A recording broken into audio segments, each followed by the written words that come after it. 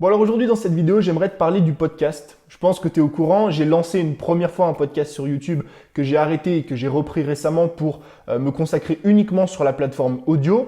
Et dans cette vidéo, j'aimerais t'expliquer déjà pourquoi est-ce que moi je me suis lancé dans le podcast et surtout pourquoi toi, en tant que créateur de contenu, tu devrais peut-être t'y intéresser. Quand on est créateur de contenu sur Internet, qu'on veut vivre de sa passion, gagner sa liberté, bien souvent, on cherche à créer du contenu pour apporter de la valeur aux gens. On a envie de transmettre nos idées, on a envie de créer une communauté, on a envie un petit peu de partager quelque chose avec les gens, d'avoir parfois des sujets qui sont extrêmement profonds. Et ça, c'est un truc réellement que tu peux faire sur toutes les plateformes. Tu peux le faire sur YouTube, tu peux le faire sur un podcast, tu peux le faire sur un blog, tu peux le faire sur Instagram. Maintenant, le problème que j'ai avec YouTube, c'est quoi? C'est que moi, personnellement, ça me limitait en termes de création de contenu. YouTube, si tu regardes les vidéos qui sont le plus visionnées, qui sont le plus mises en avant, c'est toujours des vidéos qui sont rapides, qui sont dynamiques, et qui sont la plupart du temps des vidéos de divertissement. Et en fait, jour après jour, mois après mois, année après année, YouTube a un petit peu modelé notre façon de consommer du contenu. Aujourd'hui, quand tu vas sur YouTube, et c'est mon cas moi personnellement par exemple, et je pense que c'est le tien aussi, on veut du contenu qui est rapide,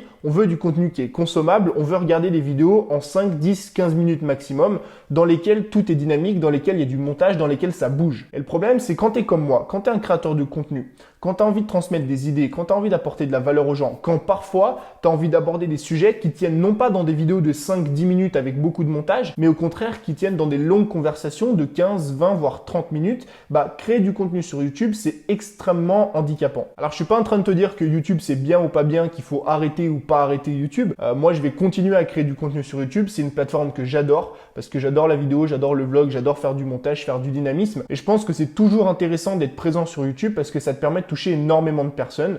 Le problème justement, c'est que pour réussir et pour te développer sur YouTube, mine de rien, il faut créer du contenu qui est adapté à la plateforme, donc du contenu rapide, dynamique et avec beaucoup de montage. Mais étant donné que moi, je voulais parler beaucoup plus en profondeur avec toi, étant donné que je voulais t'apporter beaucoup plus de valeur, que je voulais justement t'aider à vivre de ta passion, à gagner ta liberté et parfois te donner de l'information qui est beaucoup plus longue que ce que je peux faire sur YouTube, j'ai voulu me relancer au podcast. Et d'ailleurs, je fais une parenthèse, mais si t'es pas au courant, il y a le podcast qui est disponible juste en dessous. En fait, c'est exactement ce qu'on traite sur YouTube, mais beaucoup plus en profondeur. C'est pour t'aider, en fait, c'est un podcast littéralement pour t'aider à vivre de ta passion et à vivre de ton contenu. Donc ça, c'est la première chose qui fait que je voulais me lancer sur le podcast, c'est que YouTube ne me permettait pas de créer le contenu que je voulais. Ça me permet de faire des vidéos comme ça, comme je suis en train de te faire, qui sont cool, dynamiques, dans lesquelles je peux te partager une ou deux idées. Mais quand je devais ou quand je voulais en tout cas faire des vidéos beaucoup plus longues dans lesquelles je te partageais en profondeur quelque chose, je pouvais pas. C'est premièrement pour ça que je suis parti sur le podcast. Deuxièmement, le podcast, selon moi en tout cas en France,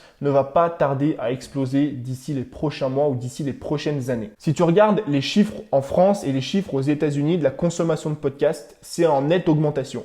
Si tu regardes les podcasts aux États-Unis, ça cartonne depuis déjà des années et je pense qu'en France, on tend vers un petit peu le même schéma, le même schéma de consommation. Troisièmement, si tu regardes la consommation d'audiobook et compagnie, aujourd'hui se développe de plus en plus. Quatrièmement, le podcast, c'est une facilité de consommation parce que ça te permet vraiment d'être multitâche. Moi, c'est un truc que j'adore faire. Tu te branches, tu mets une paire d'écouteurs en tout cas dans tes oreilles, t'écoutes un podcast et en même temps, tu peux travailler sur ton PC pour faire des tâches qui sont pas trop créatives. Tu peux faire la vaisselle, tu peux faire du sport, tu peux aller marcher, tu peux aller promener ton chien. Tu peux faire vraiment beaucoup de choses en même temps et à la fois toujours consommer du contenu et apprendre de l'information. Donc tout ça, ce petit package, selon moi, fait que le podcast ne va pas tarder en tout cas à exploser et j'ai voulu justement me placer sur la plateforme avant que ça explose pour essayer en tout cas d'être un petit peu le pionnier de la plateforme, l'un des 10, 15, 20 premiers qui se sont lancés sur le podcast à l'époque où c'était pas encore connu. Donc en fait, il y a deux raisons qui font que je me suis lancé sur le podcast. La première et la plus importante, c'est que ça me permet de créer du contenu que j'ai vraiment envie de créer. J'aime autant les vidéos comme je suis en train de te faire, les vlogs et compagnie, que j'aime les podcasts et que j'aime parler en profondeur avec toi. Donc ça, c'est la première raison, c'est que je voulais créer du contenu qui était totalement différent de ce que je fais sur YouTube. Et la deuxième raison, c'est que mine de rien, si tu te places sur une plateforme en étant l'un des premiers, l'un des piliers de cette plateforme-là dans ta thématique, forcément, d'ici 2, 3, 4, 5, voire 10 ans, quand le podcast sera devenu une normalité, autant que YouTube aujourd'hui est devenu une normalité, tu te garantis un succès énorme. Alors maintenant, on va parler de toi et je vais finir sur une petite touche. À qui est-ce que je conseille le podcast? Parce que si je te fais cette vidéo, c'est bien pour t'expliquer que le podcast aujourd'hui, en tant que créateur de contenu, c'est littéralement un avantage énorme. Parce que ça te permet d'apporter beaucoup plus de valeur avec les gens, de transmettre tes idées beaucoup plus en profondeur. En plus de ça, les podcasts, je te l'ai pas dit avant, mais c'est un taux de rétention qui est énorme. J'ai certains podcasts qui sont écoutés à 95% et certains même à 100%. Ça veut dire que sur 17 minutes d'audio, les 100-150 auditeurs qui ont écouté mon épisode l'ont écouté en entier. Et ça, c'est un truc que tu ne verras absolument jamais sur YouTube. Donc moi, le podcast, je le conseille tout simplement à absolument tous les créateurs de contenu.